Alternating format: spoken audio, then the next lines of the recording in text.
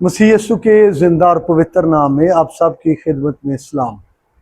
मैं हूं खुदावंद का खादिम पास्टर यूनसम सालिम, आपकी खिदमत में हाजिर हुआ हूं खुदा के कलाम के साथ। आए अपने सरों को झुकाएं, अपनी आंखें बंद करें, दुआ मांगें। वफादार आसमानी खुदा, हम तेरा शुक्र करते हैं, तू हमारा खुदा और बादशाह है और तू चाहता है कि तेरे लोगों की मार्फत तेरा कलाम लोगों तक पहुँचे। तेरी शुक्रगुजारी, कलाम को शेयर करने का फजल दे, साइमीन सुने, बरकत पाएं और तेरे नाम को जलाल दे, यीशु मसीह के नाम से आमीन। इससे पेशतर के मैं खुदा के कलाम के हवाले से थोड़ी गुफ्तगू करूं, मैं शॉर्टली अपने बारे में ये बताना चाहता हूं। मैं खुदाम का खादम हूँ और 2014 से मुख्तलिफ कॉलेजेस के अंदर टीचिंग का काम जो है सार अंजाम दे रहा हूँ और कोई 35-36 सालों से मैं खुदावंद की खिदमत कर रहा हूँ। तो मैं खुदा बाप का शुक्र करता हूँ और दूसरी बात जो मैं करना चाहता हूँ कि खुदा के खादम, खुदा के बंदा जैद आलम जैडमाल साहब का मैं शुक्रगुजार हूँ, जिनके कदमों में बैठकर मैंने अबरानी ज़ुबान सीखी और बड़े सालों से मुख्तलिफ कॉलेजेस के अंदर अबरानी ज़ुबान में पढ़ा रहा हूँ। तो मुख्तलिफ कॉलेजेस के बच्चों ने, जैसे कि मैं फैसलाबाद सदाए पाकिस्तान में पढ़ाता हूँ, एक कोरियन इंस्टीट्यूट है, फिर मदीना टाउन में PMI बाइबल कॉलेज है, यहाँ पढ़ाता हूँ। लाहौर में न्यू लाइफ बाइबल स्कूल है, पास्टर शहजाद सदीक प्रेस्ट्री वालों का, वहाँ पढ़ाता हूँ। और गोजरे में लाइट बाइबल इंस्टीट्यूट है, वहाँ पढ़ा रहा हूँ। तो मुख्तलिफ कॉलेजेस से मुझे बच्चों ने कॉल की। सारे इन दिनों एक नेट पर जो है बड़ा क्वेश्चन रेज है, उसके बारे में हमें गाइड करो। और वो सवाल ये था कि एलिया के लिए जो रोटी लाए वो कौवे परिंदे थे या इंसान थे। खुदा के बंदे कहा कि मैं ट्रेवा फड़ के लिया सन, कि मैं मुंह पा के प्लेटा फड़ के लिया सन।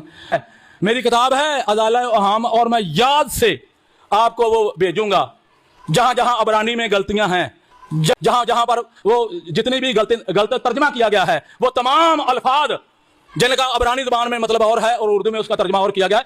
मिसाल के तौर पर मैं एक आपको निशानदेही कर दूं।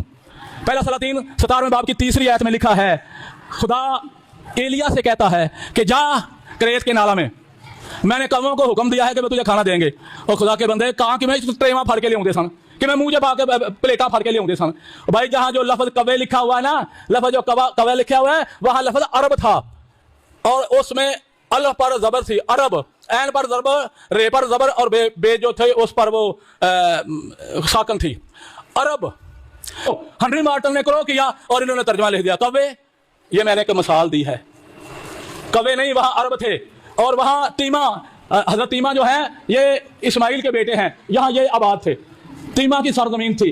ये यसाया 21वें बाब की 13वीं आयत निकालें, वहां पर ये तीमा की सरजमीन, ये अरब आबाद थे जिनके लिए खुदा कहता है। और वहां क्या लिख दिया, क्या लिख दिया, कव्वे। इसके बारे में बच्चों ने मुझसे पूछा है, तो मैंने मुनासिब जाना कि वीडियो जो है वो रिकॉर्ड की जाए ताकि सब बच्चों का फ़ायदा हो जाए। तो हम खुदावंद के कलाम में से तिलावत करेंगे, उसके बाद आगे बढ़ते हैं। खुदावंद के ज़िंदा और पवित्र कलाम में से सलातीन की पहली किताब है, उसका 17वां बाब, उसकी पहली 6 आयात जो हैं उसको हम पढ़ेंगे। लिखा है, और एलिया तिशबी जो जलाद के परदेसियों में से था, अखीब से कहा कि खुदावंद इसराइल के खुदा की हयात की कसम, जिसके सामने मैं खड़ा हूँ, इन बरसों में ना तो ओस पड़ेगी ना मी बरसेगा, जब तक मैं ना कहूँ। और खुदावंद का ये कलाम उस पर नाजुल हुआ कि यहाँ से चल दे और मशरक़ की तरफ अपना रुख कर और करेत के नाले के पास जो यरदन के सामने है जा छिप, और तू उसी नाले में से पीना। और मैंने कौओं को हुक्म किया है कि वो तेरी परवरिश करें। सो उसने जाकर खुदावंद के कलाम के मुताबिक किया, क्योंकि वो गया और करेत के नाले के पास जो यरदन के सामने रहने लगा। और कौए उसके लिए सुबह को रोटी और गोश्त और शाम को भी रोटी और गोश्त लाते थे, और वो उस नाले में से पिया करता था। खुदावंद के पाक कलाम के स्वभाव से आज हमें बड़ी बरकत मिले, आमीन। ये लिखा है कि कौवे उसके लिए रोटी और गोश्त लाते थे।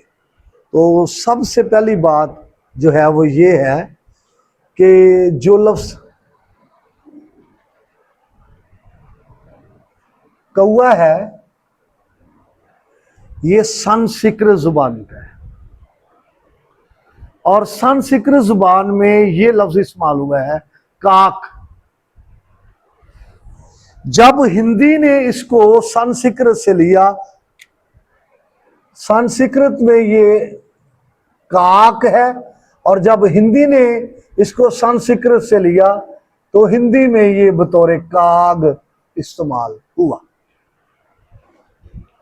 फिर ये लफ्ज कौवा संस्कृत से हिंदी और उर्दू में आया। अब जब लफ्ज कौवा बोला जाता है तो ये लफ्ज उर्दू और हिंदी का है। तो बाइबल में ये लफ्ज जो सबसे पहले इस्तेमाल हुआ है वो पैदाइश की किताब उसके 8वें बाब की 7वीं आयत के अंदर है कि नूह ने कश्ती में से कौवा उड़ाया है। तो बाइबल के उर्दू तर्जमे में वहां पर जो लफ्ज है ये कौवा लिखा है, लेकिन इंग्लिश ट्रांसलेशन ने उसका रेवन लिखा है।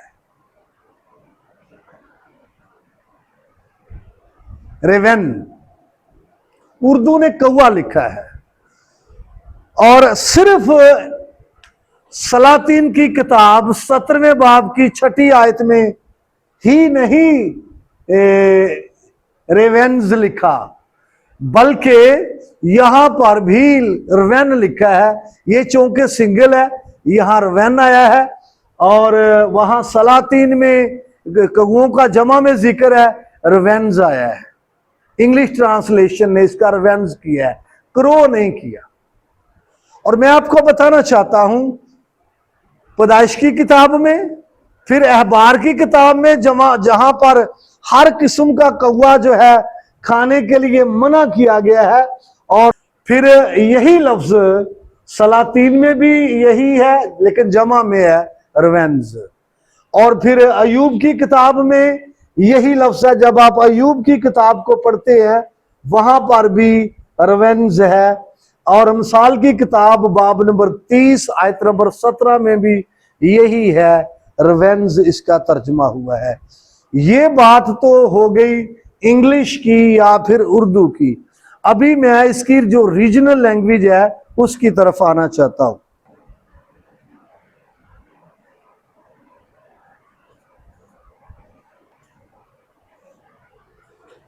इब्रानी में सिंगल ये आया है, और इसको हम जमा में भी लिखेंगे, लेकिन अभी चूंकि ये अनपॉइंटेड है, क्योंकि इब्रानी शुरू में ये जो यहूदी लोग थे जो इब्रानी से वाकिफ थे, जानते थे, तो वो जो अनपॉइंटेड थी इब्रानी लैंग्वेज, निकात के बगैर, ग्रामर के बगैर वो उसको दुरुस्त पढ़ सकते थे।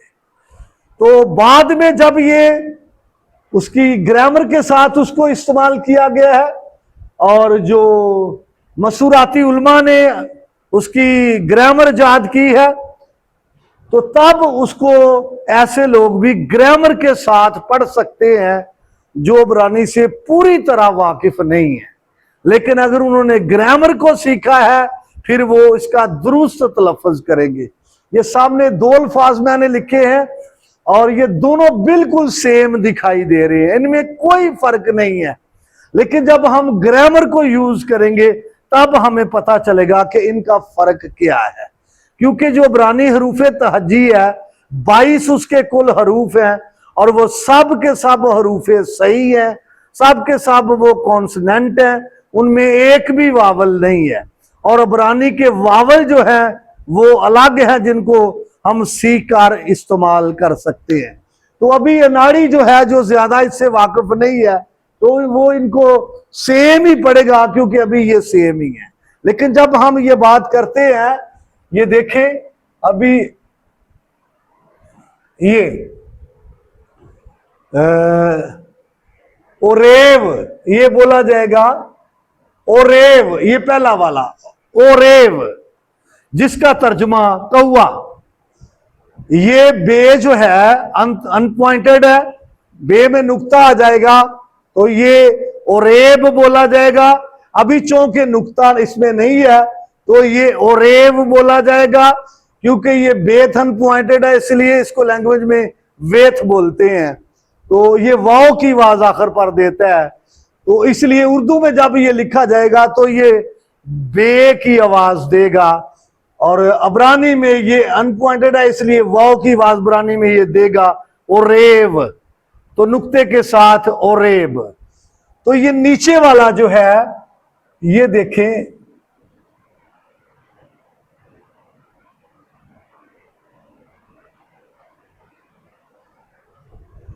नीचे वाला ये एन है, ये रेश है और ये बेत है।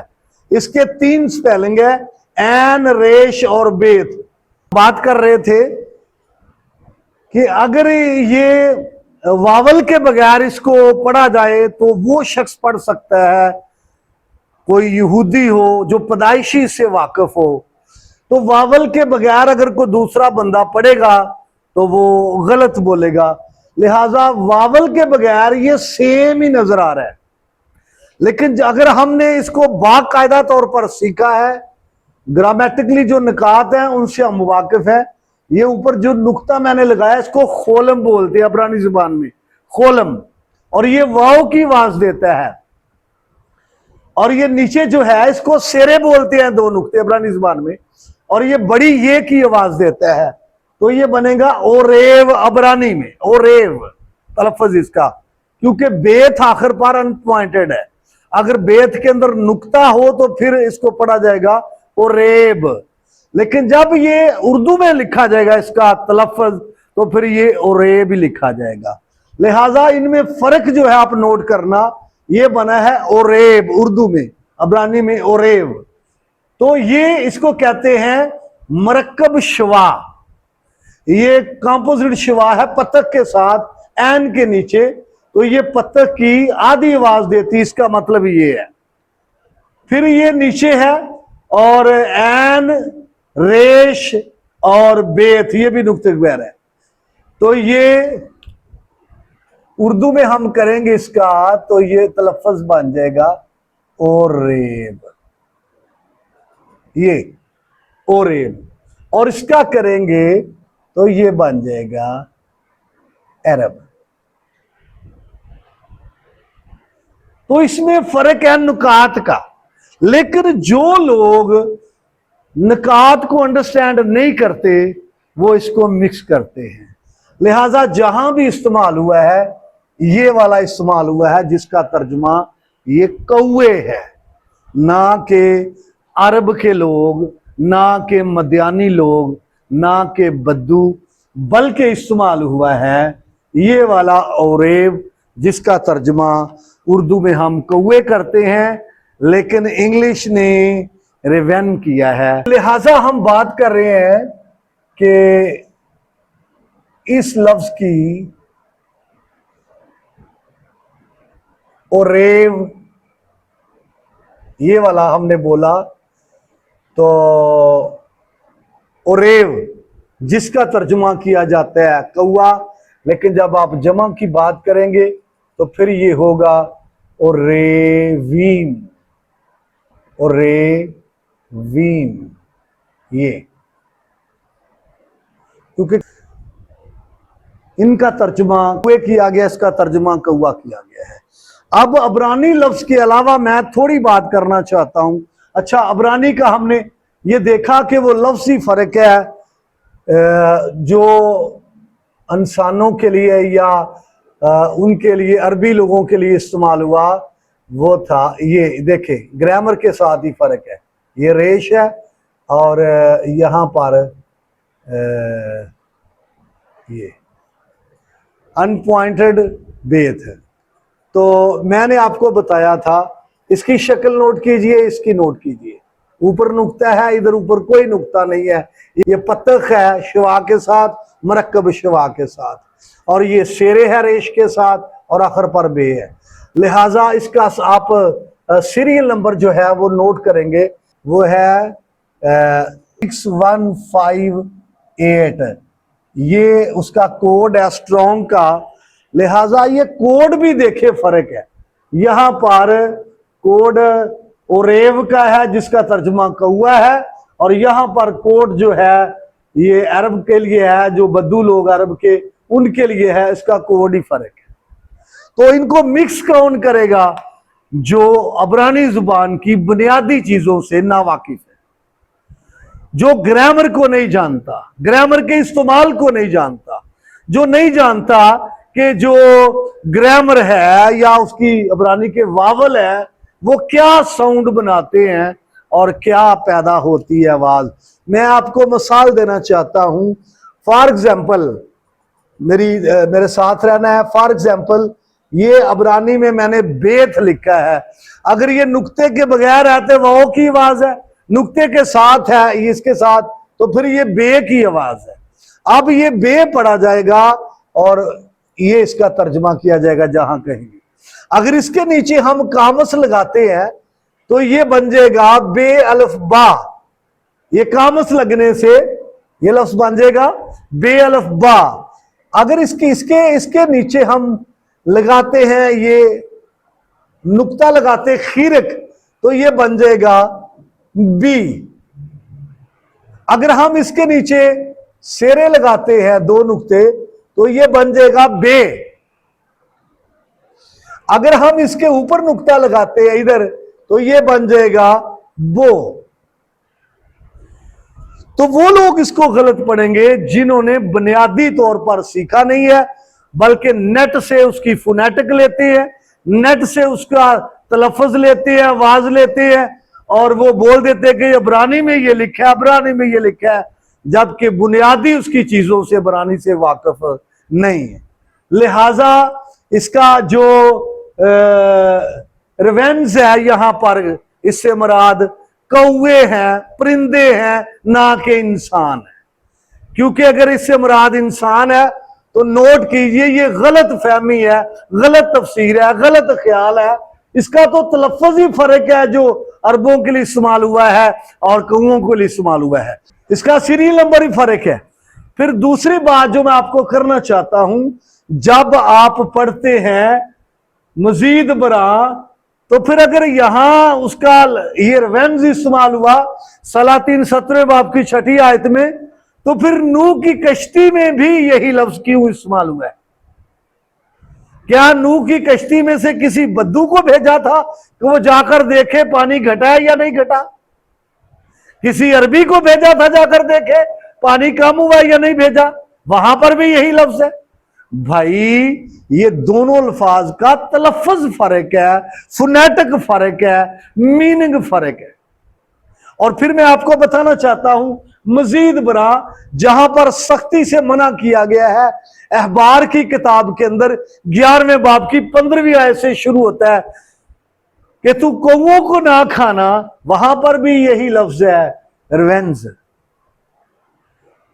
तो क्या वहां पर वो इंसानों की बात है, बशर की बात है? That is wrong. वहां पर कौओं की बात है, परिंदों की बात है। तो ये जो रिवेन है इसके बारे में, रिवेंज है इसके बारे में मजीद बात आप करें तो आपके नॉलेज में और बातें भी आएंगी। सुनना जरा, ये जो रिवेंज है अयूब की किताब, इसका 38 बाब 41 आयत में इसी लफ्ज का तर्जुमा लिखा है पहाड़ी कौआ। अयूब की किताब 38 बाब की 21वीं आयत में पहाड़ी कौआ लिखा है। अमसाल की किताब बाब नंबर 30 उसकी 17 आयत में वादी का कौआ इसका तर्जुमा लिखा है। मजीद बातें आपको मिलेंगी कि ये है कौआ, लेकिन ये कौओं की मुख्तलिफ इकसाम थी। ये आवाज के लिहाज से फर्क है, ये साइज के लिहाज से फर्क है, और ये अपने कलर के लिहाज से ज्यादा ब्लैक है और बॉडी के लिहाज से ये थोड़ा साइज में फर्क है। तो ये कौओं की इकसाम की बात है। और ये आप जब बाइबल में पढ़ते हैं तो कौओं की इकसाम का भी जिक्र है। तो मैं आपको बताना चाहता हूं, ये है कौआ, वादी का कौआ हो, पहाड़ी कौआ हो, या कोई और कौआ हो, या बड़े साइज का कौआ हो, ज्यादा ब्लैक कलर का हो, है कौआ, ये कोई इंसान नहीं। आमीन। तो फिर एक और बात मैं आपके सामने रखना चाहता हूं कि जब खुदा ने एलिया को कौओं के वसीले से खाना दिया, सुबह को भी दिया और शाम को भी दिया, ये तो मोजज़ा है। इस बयान में एलिया के मोजज़ों का जिक्र है। सुनना जरा, एलिया ने दुआ की, आसमान बंद कर दिया, 3.5 साल तक बारिश नहीं हुई। सलातीन की पहली किताब 17वां बाब पहली आयत से। फिर 17वें बाब की 15वीं आयत से बेवा के आटे का जो मटका, उसमें आटा बढ़ गया और तेल की कुप्पी में तेल बढ़ गया। ये दूसरा मोजज़ा है। और फिर 17वें बाब की 21वीं और 22वीं आयत में बेवा का जो लड़का मर गया था वो जिंदा हुआ। और फिर 18वें बाब में बड़ी जोर की बारिश होती है। और फिर इसी की आखिर में एलिया दुआ करता है तो आसमान से आग नाज़िल होती है। लिहाजा ये पूरा लिस्ट जो है एलिया के मोजज़ात की लिस्ट है। अगर कोई ये कहता है कि ये बद्दू थे, ये अरब थे, ये इंसान थे, तो वो एलिया के मोजज़ात का इनकारी है। जब एलिया के मोजज़ात का इनकारी है तो एलिया के मोजज़ात का इनकारी नहीं बल्कि खुदा के मोजज़ात का इनकारी है। भाई मोजज़ात की लिस्ट है। जैसे आटे वाला मोजज़ा है, तेल वाला, जैसे बेवा के लड़के का जिंदा होने वाला मोजज़ा है, इसी तरह से ये भी मोजज़ा है कि खुदा कौओं के वसीला से, यानी परिंदों के वसीला से एलिया तक खाना पहुंचाता रहा, उसकी परवरिश करता रहा, क्योंकि खुदा कहता है कौओं को तेरे लिए मुकर्रर किया है। फिर मजीद बना आप देखें कि बाइबल के अंदर खुदा ने जब भी चाहा किसी जानवर को इस्तेमाल किया, जब भी चाहा किसी परिंदे को इस्तेमाल किया। ये खुदा की अपनी मर्जी है कि खुदा किसको इस्तेमाल करता है। आपको याद होगा कि खुदा ने मच्छर को इस्तेमाल किया मिस्र के अंदर आफत भेजने के लिए, खुदा ने टिड्डियों को इस्तेमाल किया मिस्र के अंदर आफत भेजने के लिए, खुदा ने सांप को इस्तेमाल किया। जब मूसा ने लाठी फेंकी तो सांप बन गया, फिर पकड़ लिया, फिर लाठी बन गई, मिस्र में गया, फिर सांप बन गया से। और खुदा ने बाइबल के अंदर मछली को इस्तेमाल किया ताकि यूना को बचाए। खुदा ने गधी को इस्तेमाल किया कि वो बोली और बलाम से गुफ्तगू की। भाई खुदा मालिक है और खुदा खालिक है, जिसको भी चाहे वो इस्तेमाल कर सकता है। हम उस पर एतराज करने वाले नहीं हैं। लेकिन अगर हम ये एतराज करें कि गधी नापाक थी, खुदा ने उसको क्यों इस्तेमाल किया, कौवे नापाक थे, खुदा ने क्यों इस्तेमाल किया, भाई तू कौन होता है खुदा पर एतराज करने वाला। तो तमाम बच्चों से मेरी अपील है कि आप जो है वो मेरे साथ रहिए, और कभी आपको प्रॉब्लम हो कॉल कर सकते हैं। तो ये दुरुस्त तालीम यही है कि एलिया के पास कौवे यानी परिंदे रोटी खाना लेकर आते थे, खुदा ने उनको इस्तेमाल किया। दुरुस्त तफसीर यही है। बाकी इसके अलावा जो हैं वो ठीक बातें नहीं है। और लोग अबरानी का दावा तो करते हैं कि हमें आती है, ऐसे है, लेकिन मैंने तजर्बा किया है, ज्यादा लोग नेट से उसका तलफ़्फ़ुज़ लेते हैं, फोनेटिक लेते हैं और नेट से लेकर बोल देते हैं। लेकिन माई का लाल ऐसे लिखने वाला बहुत कम आपको मिलेगा जो आपके सामने दस्ती लिखेगा और क्लियर करेगा।